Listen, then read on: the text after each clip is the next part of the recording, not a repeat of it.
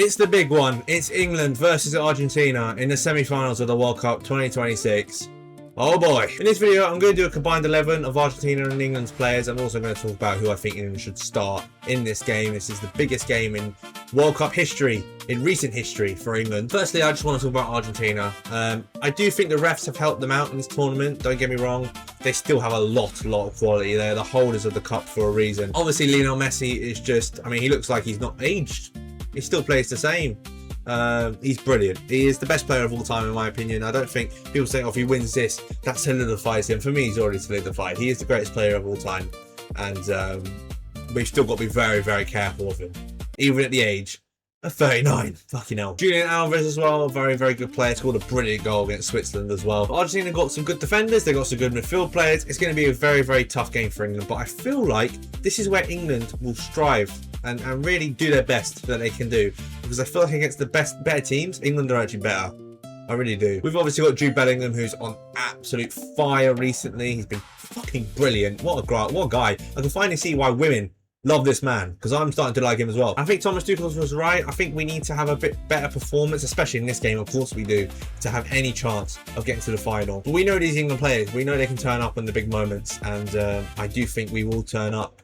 Spoiler alert for the score prediction. Now I'm going to tell you what my starting 11 would be for the game against Argentina. In goal, it's Jordan Pickford. I think he's had a decent tournament so far, and of course, it's not going to be anyone else. At right back, I would bring back Reece James. I think Reece James looked pretty fit when he came on against Norway, played pretty well against Nusa, who was a big threat in my opinion. And I think Ezri Konsa by the end of the last game just looked fucking knackered. So I would play Reece James in this game. I feel like you've got to put your best players in the team in a game like this. At centre back, I would go for the experience of John Stones, and I would also pick Mark Gahey next to him. I thought they both had pretty decent games last time out against a big striker. This is going to be against a little striker, so a bit of a different game. Obviously, Alvarez has got a lot of pace, so John Stones is going to have to be covered by Gahey, and that's maybe why Konsa might play.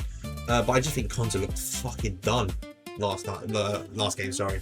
And yeah, I like Konsa, but I would pick Stones ahead of him. At left back, I would pick Nico O'Reilly. I nearly went for Jed Spence because I think Jed Spence has actually had better performances in his cameos than Nico O'Reilly. But Nico O'Reilly is a more, balanced left back. He's a left back. The way Argentina play, I don't actually think Nico O'Reilly will have to deal with Messi too much. I think that would be the midfield's problem more. I actually think Molina for Argentina gets down the wing a lot more because Messi is meant to play on the wing, but he just kind of does what he wants. So Molina has to, be a wing back basically. So I think defensively he'll probably be alright O'Reilly in this game. The midfield too does not change for me. It is Elliot Anderson, who was brilliant last time out against Norway and nearly got man of the match if Bellingham hadn't gone fucking crazy. And next to him is Declan Rice. I know he's not been fit, but like I said about the same with Reece James.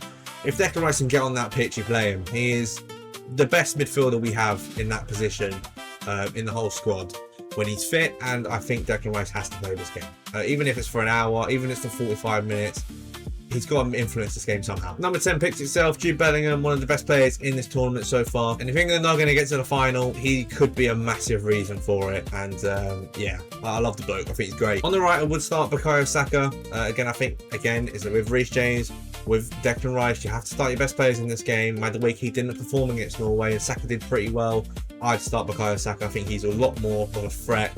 And players like Tagliafico and Lisandro Martinez will not want to deal with a Bukayo Saka. They'd a lot rather deal with a Madueke. And I think we've got to put our best threats on the pitch. On the left, I would keep Anthony Gordon. I think he's had a good tournament from the round of 32, and onwards. And if we can keep seeing the Gordon we've seen in the last few games, we ain't going to have a problem. And of course, at number 9, it's going to be Harry Kane.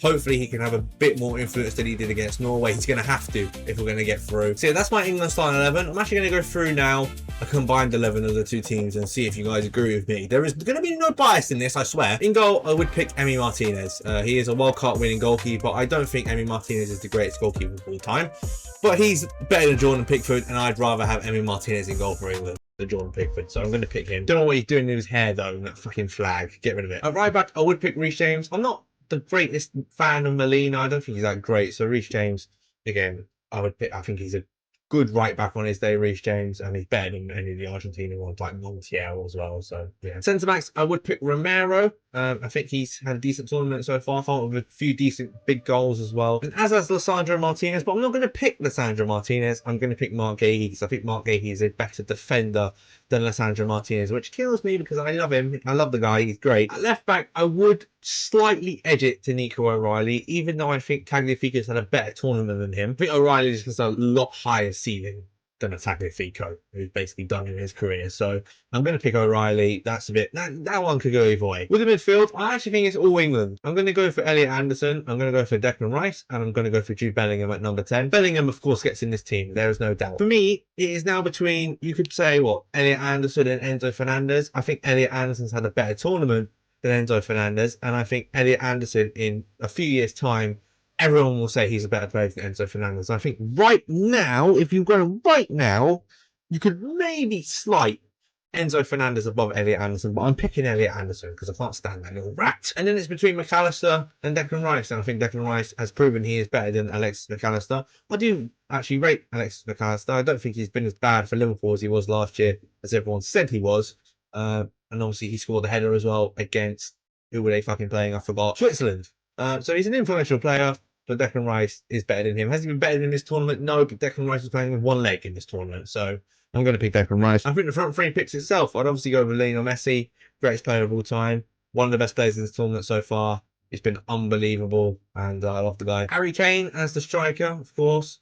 Undoubtedly, I would argue the best striker in the world still. He needs to be better than he was the last game, but we know what he could do. And I actually moved Julian Alvarez onto the left-hand side because I think he deserves to be in this team. Interesting to see if Julian Alvarez gets his move to Barcelona or not. It's going to be interesting. I think that will probably progress after the World Cup. As for the manager, this was very difficult for me because I love Thomas Tuchel. But you cannot deny what Scaloni has done for Argentina. He won them the World Cup last time, of course. And do I think he's a better manager than Thomas Tuchel? Probably not, no. But for what he's achieved, you have to give it to the bloke. So I'm going to go for Scaloni as the manager. Let me know down in the comments what you guys think the score's going to be in this game. I am fucking scared. I'm shitting my pants. I'm going to go England 3, Argentina 3, England win on penalties. You heard it here first. I just figured both teams do score a lot of goals and do concede a lot of goals. So I think it's just going to be a fucking warfare, back-to-back, ping-pong game. And it'll be decided on penalties. And I'm going Messi to miss the penalty. I could be right. Thank you guys for watching. And I'll see you in the next video very soon. Take care and peace.